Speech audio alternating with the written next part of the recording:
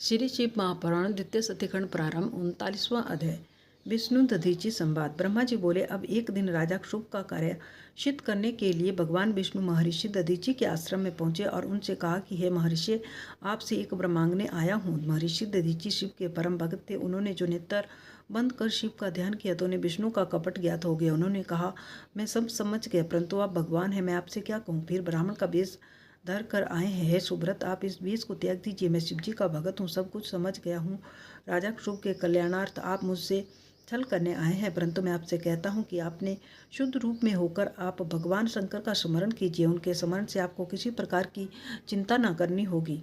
देखिए, मुझे शंकर की कृपा से देवता दैत्य किसी से भय नहीं लगता। इस पर विष्णु जी ने महर्षि दधीची को प्रणाम कर कहा कि हे महामुने, अवश्य आपका कहना सत्य है और मैं जानता हूँ कि जब से आप शिव भगत हुए हैं तब से आपको किसी का भय नहीं रहा। परंतु आप मेरे कहने से एक बार राजा क्षुभ के पास जाकर उनसे यह कह दीजिए कि मैं तुमसे डरता हूँ। विष्णु जी की ऐसी बात सुनकर शिव श्रेष्ठ दधीची ने हंसते हुए कहा कि मैं शिव जी के प्रभाव से किसी से नहीं डरता हूँ, फिर उससे क्या कहने जाऊँ। इस पर विष्णु जी को क्रोध आया और उन्होंने अपना चक्कर उठा महर्षि दधीची को मारना चाहा, परंतु ब्राह्मण पर वह नहीं चला। वह कुंठित दधीची ने हंसते हुए भगवान विष्णु से कहा कि हे भगवान, यह शिव जी की का दिया हुआ चक्कर आप मुझ पर छोड़ना चाहते थे, परंतु नहीं चला। चलता भी तो कैसे। शिव जी का अस्त्र मुझ जैसे ब्राह्मणों के लिए नहीं है। यदि आप क्रुद्ध ही हैं तो कर्म से ब्रह्मास्त्र आदि अस्त्रों तथा बाण आदि का प्रयोग कीजिए। फिर तो दधीची को निरा ब्राह्मण और पराक्रमहीन समझ विष्णु जी ने क्रोध कर उन पर अपने सभी अस्त्र चलाए। देवताओं ने भी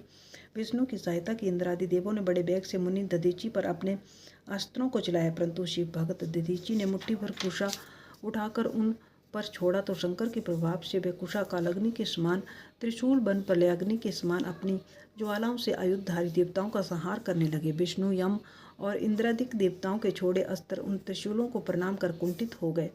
देवता पराक्रमहीन वहां से भाग चले। केवल विष्णु जी वहां टिके रहे, परंतु वे भी भयभीत ही रहे। उन्होंने और भी बहुत सी माया दिखलाई। मुनि श्रेष्ठ दधीची ने कहा, है विष्णु, माया त्याग दीजिए, मैं माया से नहीं डरता। इससे भी बढ़कर मुझे और कितने ही दुर्गेय पदार्थ ज्ञात हैं।